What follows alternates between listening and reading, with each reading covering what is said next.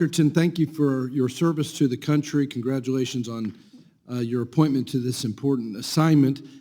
As of early 2026, President Trump had announced up to $9 trillion in total foreign direct investment commitments that he negotiated. Just as an example, UAE, 1.4 trillion investment framework. Qatar, 1.2 trillion. Japan, 550 billion in key industries, including energy and AI infrastructure investments. Saudi Arabia, 600 billion investments in trade over 4 years, later expanded to almost $1 trillion. South Korea pledged 350 billion in investment with an additional commitment to purchase 100 billion in U.S. energy products. The president has been remarkably successful in just 12 months' time to negotiate massive amounts of foreign direct investment in the United States. Consistent with that, I applaud your office's known investor program.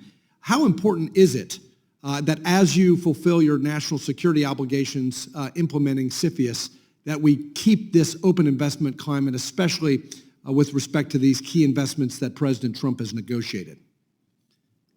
Congressman, thank you very much for your question, and thank you for your leadership on the recent outbound legislation as well. With respect to this question, I think it's incredibly important. The America First investment policy made it very clear that while national security is going to remain a priority, America is open for business. And America is open for business in a whole host of areas. You talk about the technology pieces, AI and quantum and other areas, but we really want to bring in business from all different areas, because obviously the benefit to that is not just to those business, to America itself, but to those communities, jobs, research and development. Obviously, there's a whole host of things. So when it comes to that money that's actually coming in, I see it as part of my responsibility to ensure that the program is in place, whether it's known investor or the standard CFIUS program, has all of the efficiencies that money, assuming that it passes the national security protocols, is able to come into the country and be put to work. Well, thank you. And at the end of last year, as you just noted, the president signed into law the National Defense Authorization Act, which included my legislation, the Comprehensive Outbound Investment National Security, or COINS Act, also known as the Fight China Act, the Foreign Investment Guardrails to help thwart China Act. The COINS Act ensures that Americans are not unknowingly funding the military-industrial complex of our adversaries by codifying and enhancing the Trump administration's America First investment policy and the outbound investment security program. Your office, the Office of Investment Security, is responsible for implementing the statute and overseeing the prohibition and notification investments into certain sensitive technologies. Treasury released FAQs at the end of last year expressing awareness of the new obligations under the law. Under those FAQs, you have 450 days after enactment to issue regulations. What is your time frame? So thank you for the question. Well, 450 days is what we have, and I've been on the job about 8.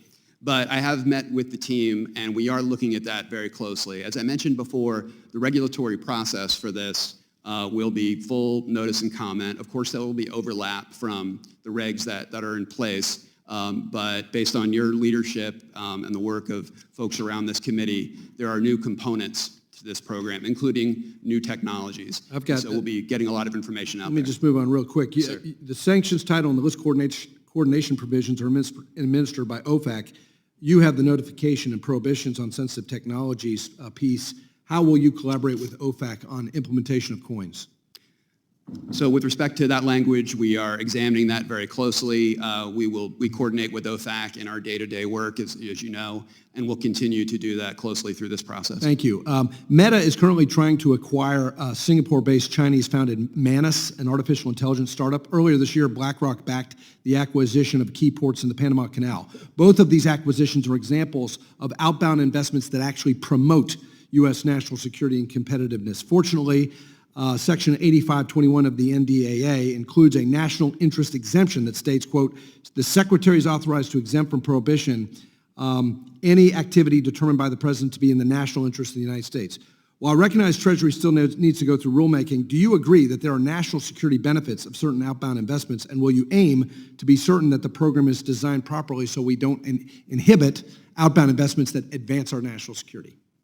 I certainly agree with that, Congressman. I think that there are certain investments that obviously we have to assess everything for national security concern, as you know, but if there are investments that pass muster on those and present opportunities and provide benefits to the American people, once again, with the national security constraints in mind, then I think there's certainly a lot of benefit to that. I've run out of time, but our intention in this bill was red light, green light. We embedded in the process a process for non-binding feedback to investors so that they're given certainty and clarity about what's permitted and what's prohibited. Not a question, just a commentary on legislative intent here. We hope you provide investors with that red light, green light. Thank you. I yield back.